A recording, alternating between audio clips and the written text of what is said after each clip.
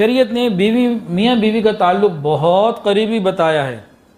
आजकल मियाँ बीवी बहुत मामूली बातों की वजह से एक दूसरे को दुख देते हैं। मसलन खाविंद हजरात, ताना देना, खाना अच्छा नहीं बना उसका ताना देना, नमक तेज हो गया उसके ऊपर बात करना, कोई उससे गलती हो गई उसको छेड़ बना लेना। कितनी मर्तबा तो आंसुओं से रोती है, आंसू बह रहे होते हैं, टस से मस नहीं होते। ये कौन से इनके अखलाक हैं। और कभी अगर औलाद ना हो तो बे औलादी का ताना देना, या अगर औलाद तो हो रही है, बेटियां हो गई बेटे नहीं हुए, तो कितनी मर्तबा सास कहती है आइंदा अगर बेटा हुआ और बेटी हुई और बेटा ना हुआ अपने इस घर से चली जाना। वैसे को मुसलमान कहलाते हैं, वैसे हम कहने को मुसलमान कहलाते हैं और अपने रवैये से बातों से दूसरे को तकलीफ दे रहे होते हैं। ये कौन से अखलाक हैं।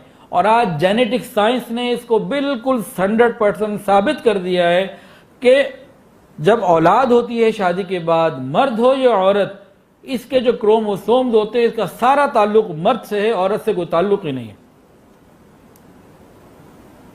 मर्द हो, बच्चा पैदा होना है या बच्ची, लड़का होना है या लड़की, इसका टोटल ताल्लुक मर्द से है, औरत का तो कोई ताल्लुक ही नहीं। उसकी पोजीशन तो खाली एक ओवन की पोजीशन की है, बाकी तो सारा मामला मर्द के अंदर अल्लाह ने रखा। ओवन में आप मुर्गा रखें या मुर्गी रखें, रखने में ओवन का क्या कसूर है। होना तो यूं चाहिए कि लड़के की माँ अपनी बहू को ये कहे 3 बेटियां 4-5 हो गई, अब अगर बेटी हुई मैं अपने बेटे को घर से निकाल दूंगी। तो गलती तो उसकी है, कमी तो उसकी है, गलती उसकी भी नहीं है। गलती से मुराद गलती उसकी नहीं है, ये अल्लाह की जो है वो तरतीब है। जिसे चाहता है बेटे देता है, जिसे चाहता है बेटियां देता है, जिसे चाहता है मिला जुला के देता है, जिसे चाहता है कुछ नहीं देता। ये तो उसकी हिकमत है। लेकिन अगर सिर्फ बेटियां होने पे किसी एक को घर से निकालना भी बनता हो, बनता नहीं है, बनता हो तो वो बहू को रख के बेटे को बाहर निकाले कि तेरे अंदर ये सलाहियत मौजूद नहीं है, बहू का क्या कसूर, इसको मैं रखती हूं तू निकल जा। होना तो ये चाहिए। तो किसी को तकलीफ देना, और कितने लोग ऐसे हैं कि शादी के बाद अपनी बीवी को अपनी माँ का फुल टाइम मोहताज बना देते हैं। भाई माँ की अपनी तरतीब है, बीवी का अपना एक मकाम है, दोनों को साथ लेके चलना है। कई घरों से शिकायत आई कि बहू को फ्रिज खोलने की इजाज़त नहीं, और ऐसी चीज़ें कि कई घरों से शिकायत आती है कि जी माँ अपने बेटे को अपने साथ रात को बुलाती, मेरे साथ गुजारो, वहाँ नहीं जाना, या दरवाज़ा लॉक नहीं कर सकते। पता नहीं कौन कौन सा जुल्म हमारे घरों में हो रहा है इसी माशरे के अंदर। सारी गालियाँ हुकूमत को देते हैं, हुकूमत ने ये कर दिया, हुकूमत ने वो कर दिया। कौन सा जुल्म है जो हम नहीं कर रहे। जब ये माँ अपने बेटे के लिए बहू लेकर आती है तो बड़ी मोहब्बतों के साथ हम बेटी बना के रखेंगे, जैसे ही आती है उसके बाद उसको बिल्कुल ज़िंदगी को तंग करके रख देती है। कई मरतबा ऐसा होता है कि एक माँ जो अपनी बहू को टफ टाइम दे रही होती है तो दूसरी तरफ अपनी बेटी के लिए दुआएं करवा रही होती है, हजरत दुआ करें, ससुराल वालों ने बेटी को बड़ी तकलीफ में रखा हुआ। आपने जो किसी की बेटी को तकलीफ दी है तो फिर उसका मामला तो बनेगा ना। और कई नौजवान अपनी बीवियों को तलाक की धमकी दे रहे होते हैं। ये इतना बुरा लफ्ज़ है कि इससे क्या होता है, इससे उसका एतमाद ख़त्म हो जाता है। शैतान भी साथ है। शैतान क्या करता है, शैतान उसके दिल में डालता है, देख इसका कोई भरोसा नहीं, कब तेरा भी ये फारिग कर दे तुझे, तो तुम कोई ऑल्टरनेट तलाश करो, कोई रास्ता तलाश करो। तो ये गलत रास्ते पे चलने के इम्कानात बढ़ जाते हैं और उसकी बहुत बड़ी वजह इसका लफ्ज़ होता है।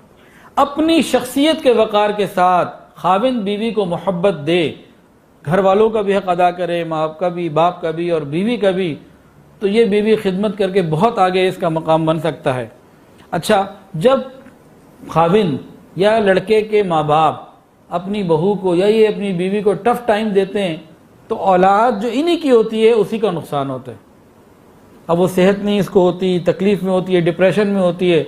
अब अगर वो हामिला है तो औलाद का नुकसान, बच्चे छोटे हैं तो औलाद पे गुस्सा उतारना, किसी को और तो कुछ नहीं कह सकती। अपनी नस्लों को अपने हाथों से तबाह करते हैं, समझ ही नहीं आती। इसी तरह बाज़ बीवियाँ ऐसी होती हैं कि खाविंद हर तरीके से कोशिश करता है लेकिन ये सर में दर्द किए रखती हैं, तकलीफ़ें पहुँचाए रखती हैं। इस किस्म के रवैये जो होते हैं ये ज़िंदगी को तबाह कर देते हैं। तो हमें तो खैर ख्वाही को अपनाने की ज़रूरत है, हुज़ूर पाक सल्लल्लाहु अलैहि वसल्लम की मुबारक आदात को अपनाने की ज़रूरत है। नबी अलैहिस्सलाम जब घर में दाखिल होते थे, अगर घर रात का वक्त है, सब सो रहे हैं, तो बहुत आहिस्ता आवाज़ से सलाम करते हैं कि अगर कोई जाग रहा है तो सुन ले और सो रहा है तो उसकी नींद ख़राब ना हो। कभी हमने अपनी बीवी का इस तरह ख्याल रखा तो बेल दबाते हैं तो फिर दबाए चले जाते हैं। कई ऐसी बीवियाँ कि रात 2 बजे भी आएँ तो वो चाहते हैं कि मैं जाग रही हूँ और खाना उस वक्त गर्म करके लेकर आऊँ, मेरी फजर कदा हो जाती है। नबी अलैहिस्सलाम की तो तरतीब ये नहीं थी। एक हदीस तो ये सुन ली, अब दूसरी सुन लीजिए। नबी अलैहिस्सलाम एक मरतबा उठ के जा रहे थे नंगे पाँव, अम्मी आयशा की आँख खुल गई। कुदरतन पूछा, आप? फरमाया कि भाई तुम्हारी आँख ना खुल जाए आप आहट की वजह से, जूतों की इसलिए नंगे पैर जा रहा हूँ। कभी हमने बीवी का इतना ख्याल रखा कि रात को उसकी आँख ना खुले, मुझे कोई अपनी ज़रूरत है तो मैं खुद पूरी कर लूँ, उसकी आँख ना खुले। हमने तो इसका कभी सोचा ही नहीं होगा।